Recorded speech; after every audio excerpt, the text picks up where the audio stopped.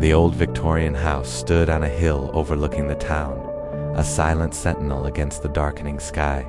It had been empty for years, its windows like vacant eyes staring out at nothing.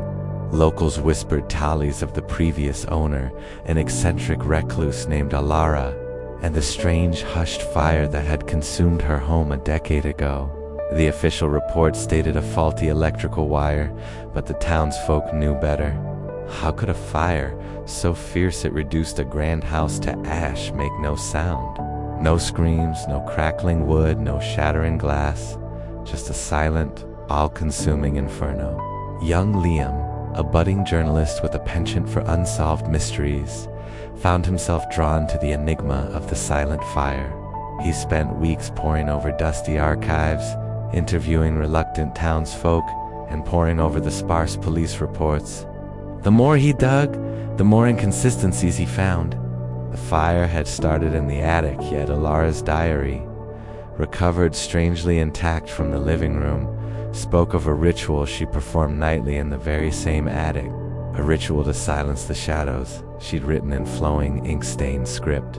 One stormy evening, armed with a flashlight and a growing sense of unease, Liam decided to visit the remains of the house. The skeletal structure still stood, charred beams reaching like gnarled fingers towards the heavens. As he stepped over the crumbling threshold, a profound silence enveloped him, a silence so deep it felt like a living entity. The wind howled through the empty spaces, but inside, there was only the oppressive quiet. He found himself drawn to the spot where the attic would have been, a gaping hole now open to the sky. Suddenly, a faint, almost imperceptible whisper brushed against his ear, a sound like dry leaves skittering across stone. He froze, his heart pounding a frantic rhythm against his ribs. The whisper grew louder, coalescing into a fragmented voice, a woman's voice. "They are still here," it breathed. Liam, rooted to the spot, fumbled for his camera, his hands trembling. He snapped a picture of the charred remnants of the attic, the flash illuminating the darkness for a split second. Back home, reviewing the photos, Liam noticed something chilling in the attic shot. Faint, ethereal outlines, like smoke-given forms, swirled within the image. And then he saw it, a face, not fully formed, but undeniably there, staring out from the swirling mist. He zoomed in, his breath catching in his throat. It was Alara, her eyes wide with a silent terror. But beneath her image, another face began to emerge, shadowy and indistinct, yet radiating an ancient malice.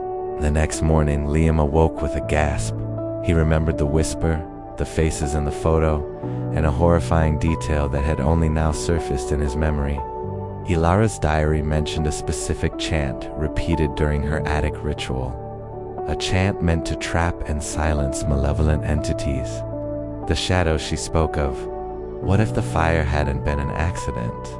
What if Alara, in her desperation to silence these shadows, had performed a ritual so potent it consumed not only her house, but also the very sound of its destruction, trapping the entities and herself in a timeless, silent inferno? He rushed back to the photos, his mind racing. The fire's silence wasn't a mystery. It was the chilling proof of Alara's success. But as he looked at the second shadowy face in the photograph, a realization colder than any ghost descended upon him. This wasn't just a trapped entity. It was something far older, far more powerful. And as he stared, the shadows in his own room seemed to deepen, to coil and writhe at the edges of his vision. The silence in his apartment became profound, echoing the very silence of the burned house. He tried to scream, but no sound escaped his lips. The shadows were no longer trapped in the house. They had merely found a new, silent host,